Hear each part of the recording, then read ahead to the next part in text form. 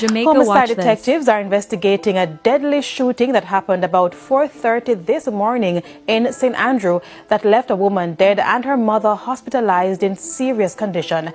The deceased has been identified as 26-year-old Maya Ashley, an accountant of Appleton Avenue, Patrick City, Kingston 20.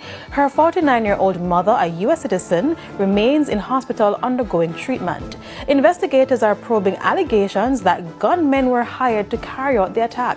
Reports indicate that Miss Ashley went to the Norman Manley International Airport to pick up her mother, who had arrived from the United States.